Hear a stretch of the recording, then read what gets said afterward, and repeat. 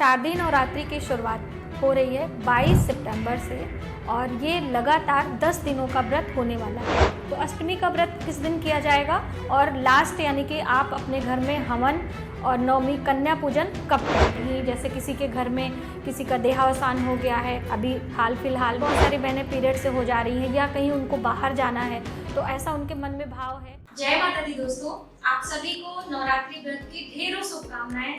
मैं हूं मनीषा त्रिपाठी। आज के वीडियो में हम जानेंगे नवरात्रि की शुरुआत कब से हो रही है और कब होगी समाप्त। और 10 दिनों की नवरात्रि है, आप सभी को पता है। तो वो कौन सा दिन है जो कि हमें 2 दिनों माता रानी की पूजा करनी है। तो चलिए देर न करते हुए अपने वीडियो की शुरुआत करते हैं और संपूर्ण महत्वपूर्ण जानकारी एक ही वीडियो में आपके लिए शेयर करेंगे।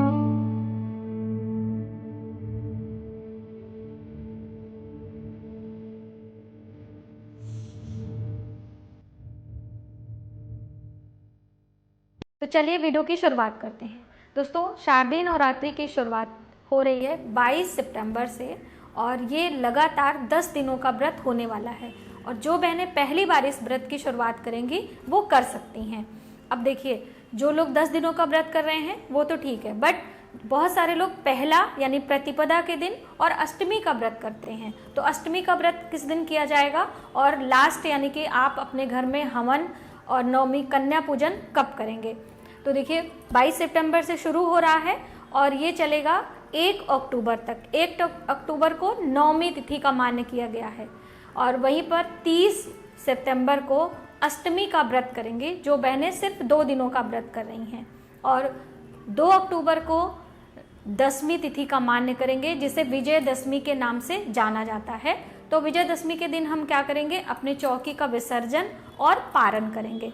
तो ये आपने समझा कि ये 10 दिनों का नवरात्रि हो रहा है।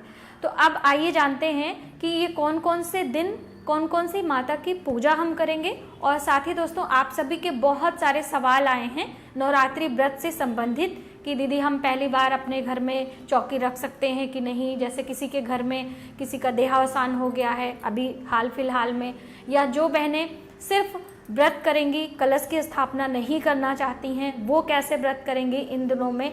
और बहुत सारी बातें आपके साथ शेयर करेंगे। नवरात्रि की शुरुआत हो रही है 22 सितंबर को। पहले दिन ही कलश की स्थापना और माता की पूजा की जाएगी 22 सितंबर को।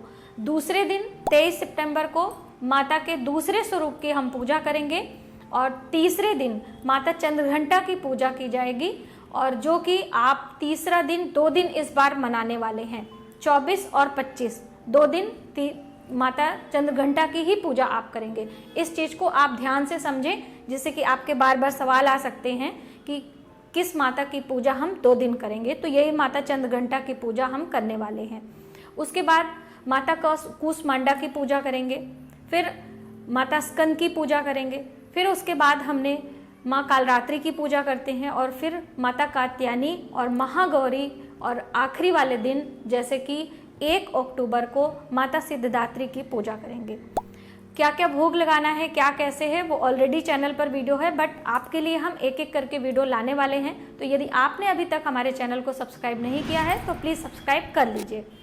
तो अभी आपने समझा कि ये हम 10 दिनों के अंदर कैसे व्रत करने वाले हैं। अब आइए जानते हैं कि जो बहनें अभी तक व्रत नहीं कर पा रही थी वो क्या पहली बार अपने घर में कलश लगा सकती हैं, शुभ मुहूर्त है अथवा नहीं। तो बिल्कुल आप अपने घर में कलश की स्थापना पहले ही दिन 22 सितंबर को ही की जाएगी, फिर बीच में आप नहीं कर सकते हो।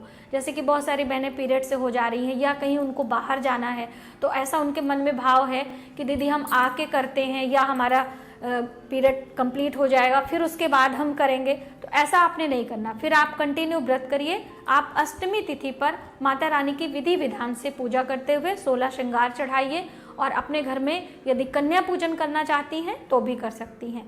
कन्या पूजन से भी रिलेटेड बहुत सारे सवाल हैं कि हम अष्टमी को करें अथवा नवमी को करें।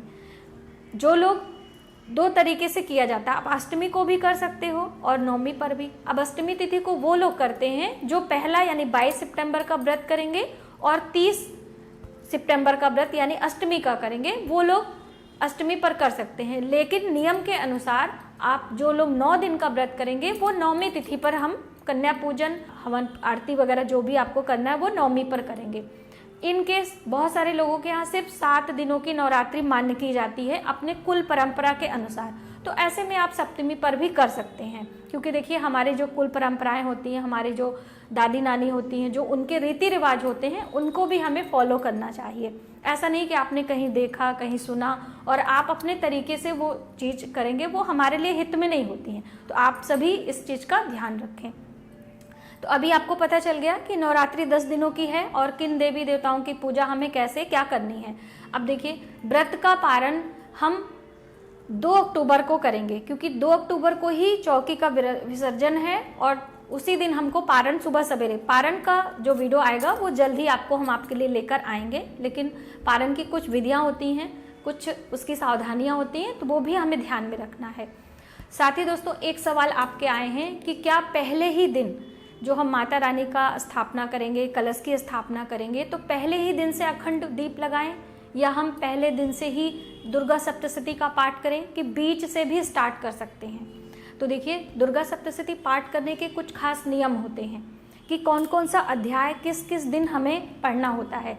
तो आप यदि नियम से करेंगे तो ही आपके लिए वो फलदायी होगा। वैसे तो आप वर्ष में कभी भी किसी भी दिन से दुर्गा सप्तशती का पाठ कर सकते हैं, लेकिन नवरात्रों में किया गया पाठ हमारे लिए ज़्यादा कल्याणकारी होता है, ज़्यादा उसका फल हमें मिलता है। इसलिए यदि आपके पास इतना समय नहीं है कि पूरा दुर्गा सप्तशती का पाठ नियम पूर्वक करें, तो आप सभी के लिए एक बहुत आसान तरीका है कि दुर्गा सप्तशती कहाँ से, मार्कंडेय पुराण से दुर्गा सप्तशती लिया गया और दुर्गा सप्तशती से ही अर्गला स्तोत्र लिया गया है।